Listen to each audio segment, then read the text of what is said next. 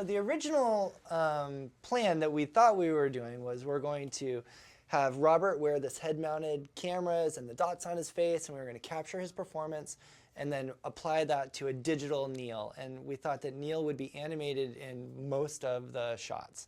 But once they started shooting, the puppet and the puppeteer on set were so good and it was so charming that everyone kind of fell in love with the look of the puppet. So that kind of changed our plan, because then if we put Robert's facial capture onto Neil, it's very fleshy and organic and it does not move like a puppet. So instead, our awesome keyframe animators went in and we keyframed Neil's face in the half of the shots where we augmented Neil. Half of the time, it's just straight up animatronic head. Yeah, animatronic head with just the screen kind of painted out. And otherwise, it lives on its own the way that it was shot on set. Other half of the time, we're augmenting it in some way, which is usually to portray some emotion more or to work with the dialogue better. And what that could be is the puppet head plus we animated just the eyes and brows, or we animated eyes, brows, and mouth, or just the trunk, or just the ears, or some mashup of those parts to bring his face to life when needed. Yeah, I think the suggestion of building the animatronic head came from a concern of all of these, this number of Neil performances across the show, times that, it's all CG, and so I think there was a meeting of the minds to think like this animatronic head would be a good investment and a good build with legacy, and it turned out better than anybody imagined. As I think they always do great work, and I think that was Neil. So we really just for our work backed into that. But that was a change from the original approach. The original approach was going to be, it was a lot more ILM work and CG work, and that flipped when the animatronic head took over. Yeah, he was in Caravan of Courage, an Ewok movie made for television. I watched it a million times as a kid, so I was super excited to see Teak back.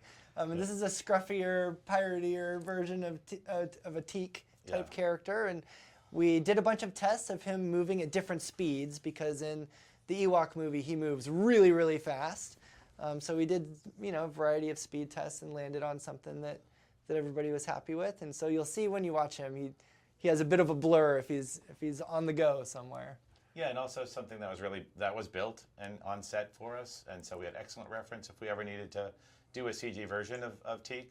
As Shawn mentioned, when Teak jumps off Fern's shoulder and runs away, we had to switch to a CG version to achieve that run, and also augment that arm performance when he's begging for some money. But yeah, also another amazing puppeteered performance as well. Well, that's one of the best ships ever. I think it's so cool. Yeah. The first time I saw it, I immediately was excited about, can these engines rotate? And we did a bunch of tests actually of, all of them rotating at once, or can they all move independently? Or where we landed on was all the right ones move together and all the left ones move together. So we showed all these tests to John Watts and Chris Ford, and they helped drive the performance of the spaceship. But I think it's a really special one. Yeah, agreed.